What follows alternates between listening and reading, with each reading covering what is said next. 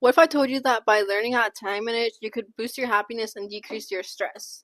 I know it sounds really obvious, but not a lot of people want to learn how to time manage, and this episode is going to teach you how to time manage and the benefits that come with it.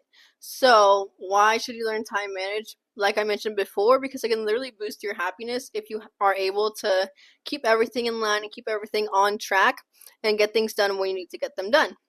And this will make the most of your time rather than wasting all the time you have, because at the end of the day, time is the most valuable thing we have, and we are constantly feels like we're running out of it, right? So I know it's scary. We're constantly running out of time, but it's important to keep in mind that you have to time manage, that you have to do these things in order to keep up with your own life and with yourself. And now I bet you're wondering, how do you start? How can I start a time manage? May. You can really start by prioritizing what needs to be done first.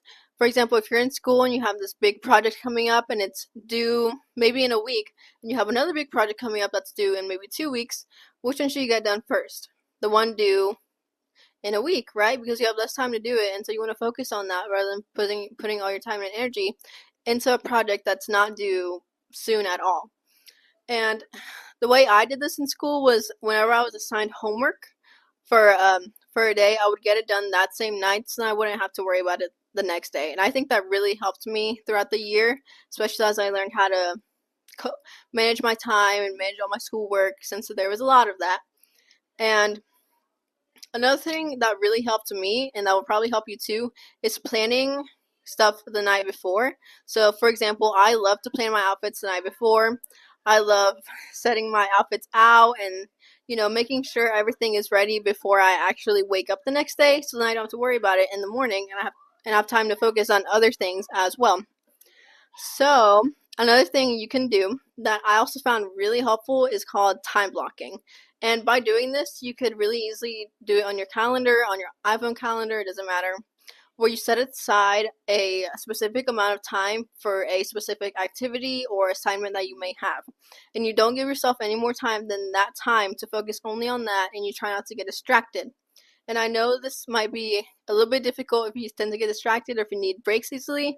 So, something else you could do instead of time blocking is called I don't know how to say it, Pomodoro technique. And this is where you are focused for a specific amount of time. It can be 25 minutes, and then you take short breaks in between.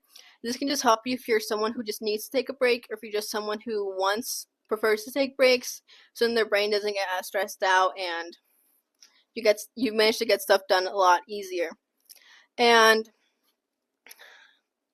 also, another thing you can do is if you have something really big you need to focus on, if you break it down to smaller things and then get those things done throughout the day, that can also really help you if that's what you need, or it just depends on what you need and what you can always try out these different techniques and see which one works best for you, because I know not everyone's the same and not everyone can focus for long periods of time, and not everyone needs like breaks in between, because I get it. We can all get distracted. I totally understand. So it really just depends on you and what your preference is. So another something that really helps is having a dedicated space for certain assignments or things. So for example, my desk, I only ever use my desk to work on my podcast or to work on when school starts up. I will only ever use my desk to work on school. I will not sit here and eat and relax, because what happens is that your brain will eventually associate, for example, my brain has associated my desk with schoolwork, so I'm able to focus and be in the right mindset when I'm working on my schoolwork, because this is what I'm used to. Compared to when I'm on the couch watching TV, my brain is more relaxed, so I'm not really associating it with schoolwork or with school or with having to focus as much. So you can always try this out with different areas of your house and see what works best for you, what area you like better. But I really do recommend just if you have a desk, using that desk, because that's what desks are for, to work on stuff and all that. So use your desk to your advantage and do stuff there. And I have cabinets that are also very organized, which helps me in turn be organized as well when I'm working on things. And the same thing for your clothes, the way you dress is also going to impact the way you focus, how much you can focus, and whether or not you're going to be focused or not. So I'm going to give another example. I like to, if I plan to have a productive day, I will dress like I'm having a productive day. So I will dress up. I will not stay in my pajamas because, again, it's the association your brain makes with your pajamas with sleeping or relaxing. You don't want to have that same mindset where you're trying so hard to focus on an assignment or something that you need to be productive on. So just keep that in mind, especially as school is coming up. You need to dress how you dress with, like, I don't know how to say it, but like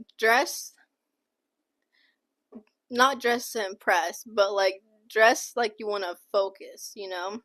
Because if you're gonna show up in pajamas, no hate to anyone who shows up in pajamas, I get it, but just keep in mind how that's gonna make your brain react and what effect that's gonna have on your ability to focus or not. And obviously, like I mentioned, doing it to school or just even at home, like doing it is really going to help you. It's going to improve your mindset, going to improve your mood. It's going to help you feel better and look better and all that. And another thing is you really, really want to set time aside for your hygiene. Like in the morning, you have time to brush your teeth, have time to wash your face and do all of that. Or if you have a skincare routine, always have time for that, because that will always be more important, because it's going to impact how much you can focus and how much you can do all this other stuff later in the day as well. Which is why I like to get up a little bit earlier in the morning to get ready, to do my makeup if I'm making an episode, to do all that stuff, just because it helps me get in the right mindset that I need to be in. And organizing. Like how I mentioned before, all my cabinets in my desk are really organized. I actually organized them yesterday because I knew I was going to be making this episode. And I think being organized is not an easy thing to do. I know it's not an easy thing to do, especially if you are a messy person. But you also have to keep in mind being messy is not very hygienic a lot of the time. And so you do want to keep your space a little bit cleaner. Maybe dedicate a day in your week, or even every 2 weeks, to cleaning your whole room, mopping, sweeping, doing all that, washing your sheets, washing your clothes. Just dedicate one day to just doing that, and then relax for the rest of the day. Because I know it can be exhausting, and trust me, I've done it, and it can be hard to get into the habit of doing that once a week or once every 2 weeks. So I completely understand, and don't be too harsh on yourself if you have trouble doing it. Like I said, break it down to smaller tasks if you need to, and just learn from what you've been doing before. See what helps you and try again. That's really what it's about with a lot of other things. Trying again and learning from what you've tried and what you haven't tried. Trying new things, asking your friends for advice. Hey, how do you clean your room? Or what's your process? Do you have a process? That's really what it is. Or maybe, some people ask their friends to help clean their room, and that's completely okay. Obviously, don't force your friends to clean your room, but it can be something fun to do as well. And the more organized you are, the less stressed you're gonna be, just because you're gonna feel more planned out. You're gonna know what you're doing. And I know not everyone is an organized person, and not everyone likes to put things into their calendar, or maybe you like to be spontaneous. I completely get it. Just use your time effectively. Easier said than done, I know. But this is exactly what this episode is here to teach you. And again, like I said, you have to learn and adapt as you try new things. And, using the summer to try and get that schedule done is really, really important, because you're at home. If you're not on vacation, you're probably at home, maybe doing nothing, and taking time to clean out your closet or cleaning your room, deep cleaning your room, can be really, really important to you and your mental health as well.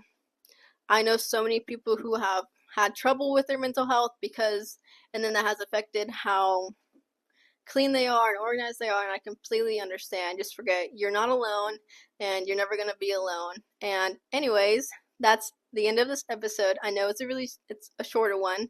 I hope you enjoyed it. I hope you liked it. If you have any other ideas for what I should make an episode about, just let me know. and I will completely take suggestions. Follow me on Instagram and subscribe to my YouTube.